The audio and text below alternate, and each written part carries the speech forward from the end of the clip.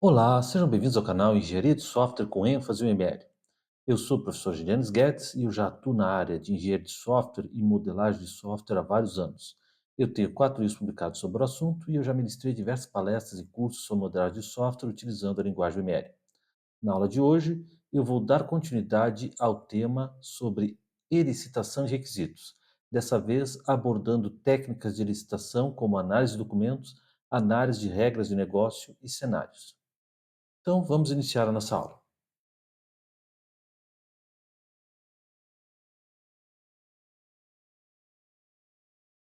Então, essa é a quarta aula sobre técnicas de licitação. Como eu falei, eu vou hoje explanar brevemente as técnicas de análise de documentos, de regras de negócio e cenários.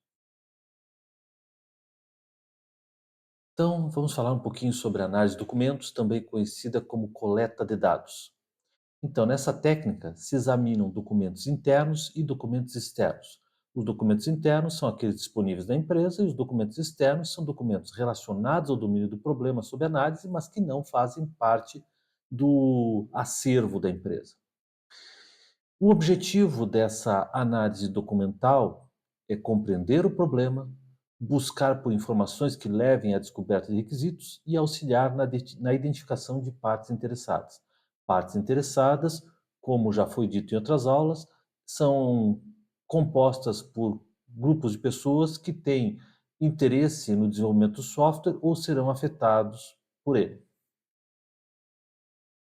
Bom, então, os documentos que podem ser analisados durante a análise documental podem ser processos, normas, leis, regimentos, diretrizes, padrões, manuais, memorandos, gráficos, relatórios, informações financeiras, pesquisas realizadas com clientes, análise de dados do mercado, produtos da concorrência, entre outros possíveis documentos. Basicamente, todo e qualquer documento interno ou externo que possa, de alguma maneira, auxiliar na compreensão do problema e na produção de requisitos.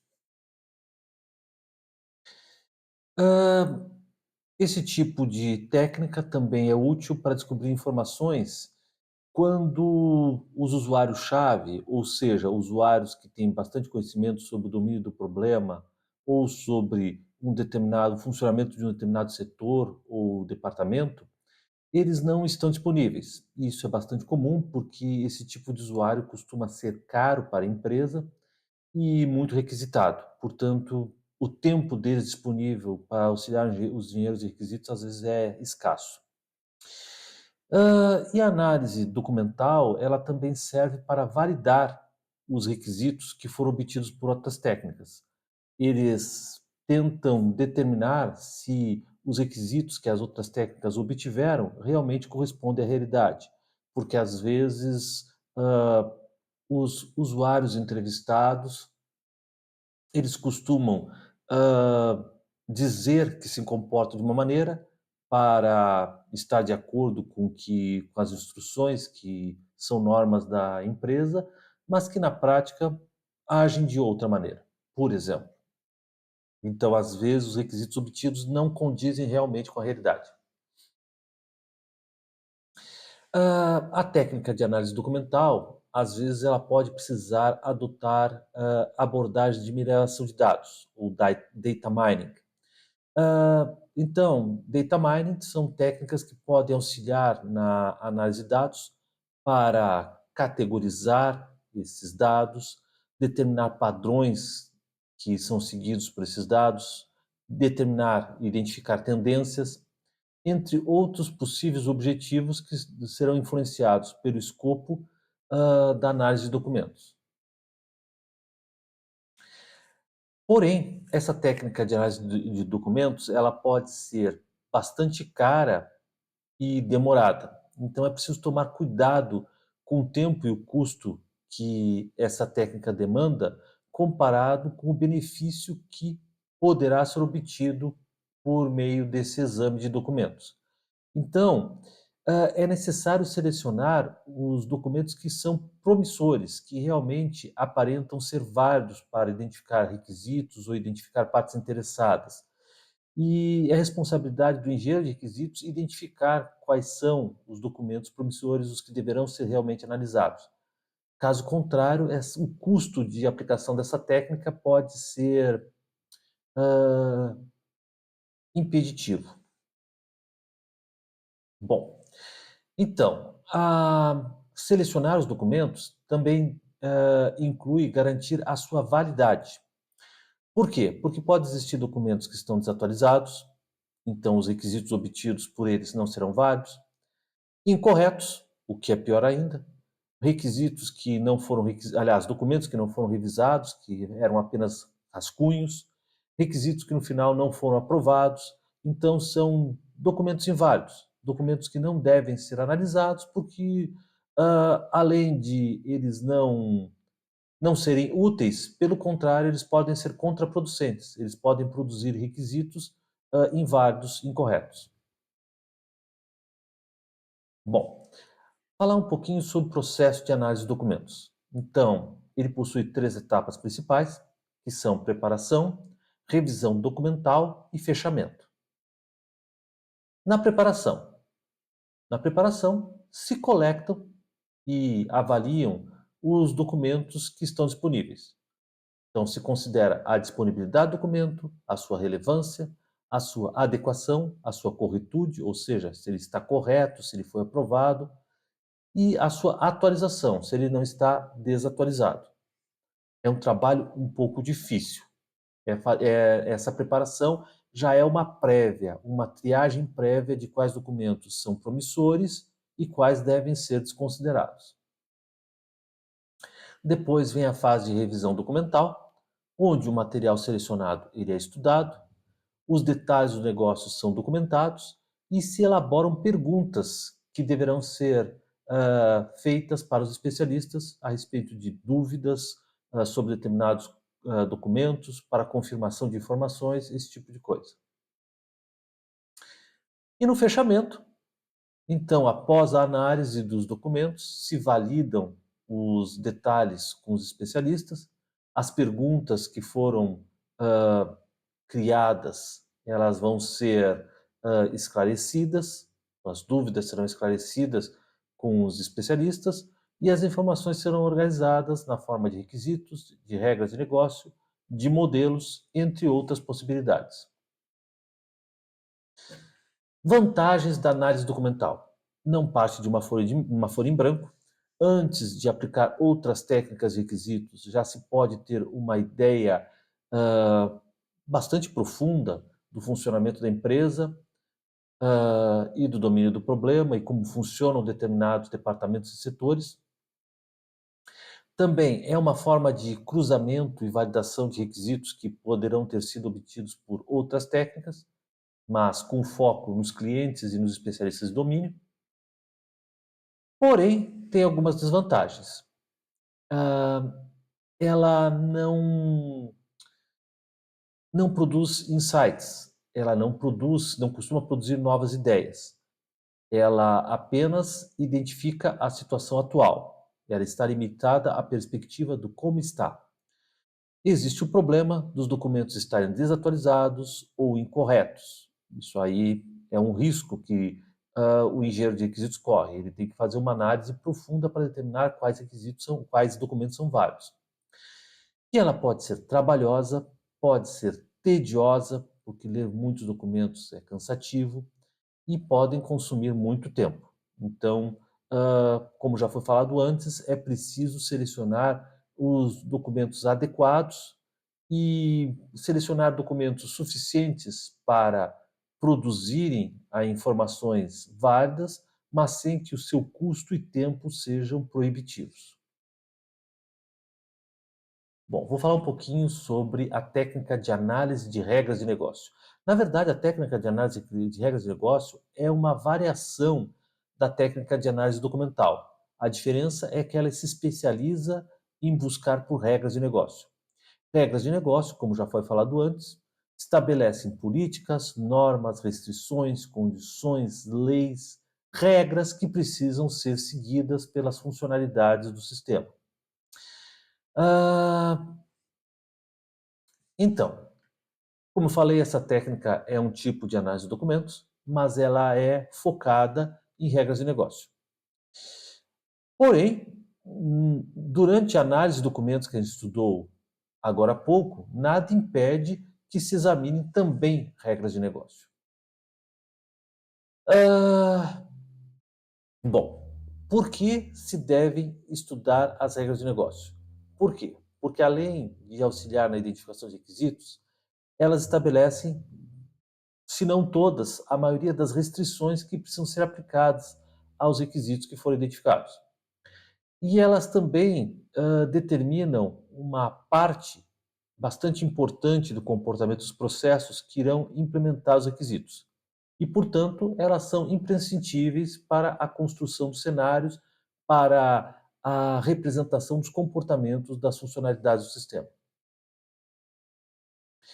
Então, durante a análise das regras de negócio, é necessário procurar quem elaborou essas regras. E se essas pessoas ainda estiverem na organização, elas são candidatas bastante sérias a fazerem parte, a comporem as partes interessadas.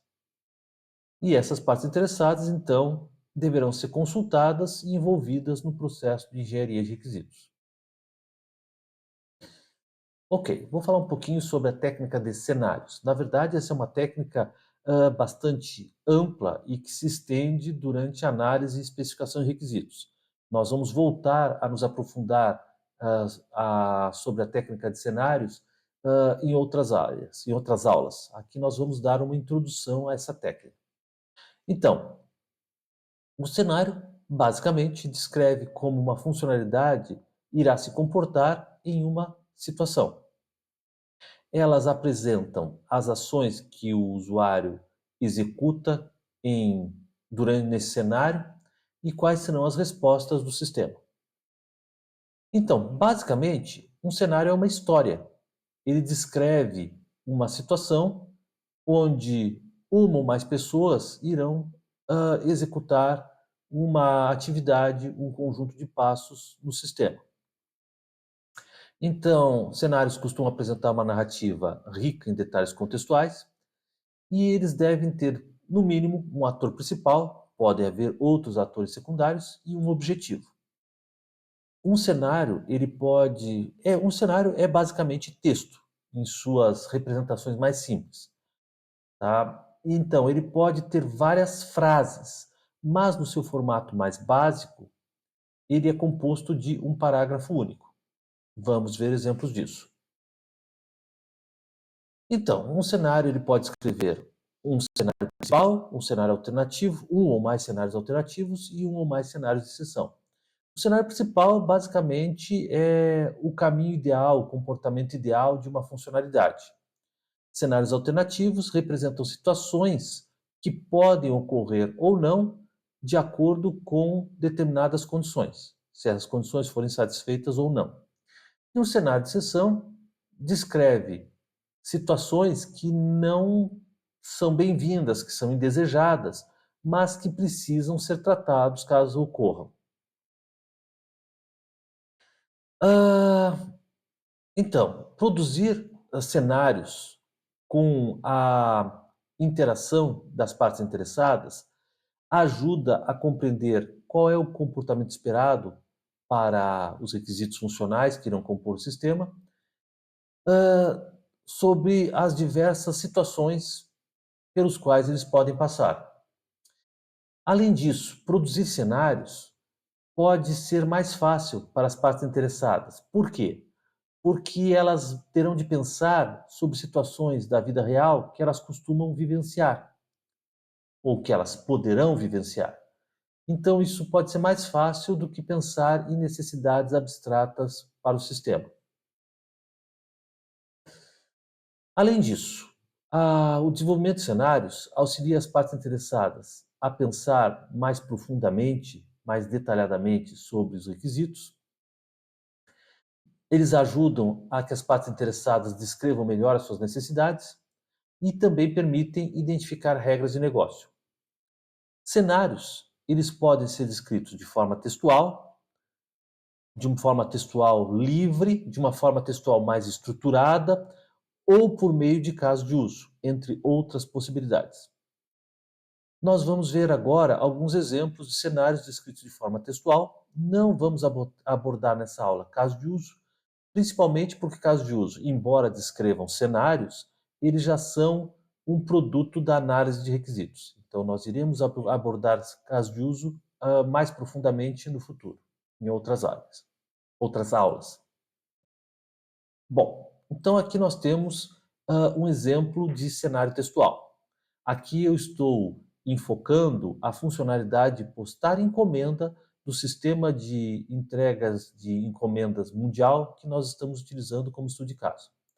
Então aqui nós temos o primeiro cenário, que é o cenário principal, que identifica o caminho feliz, o caminho ideal dessa funcionalidade.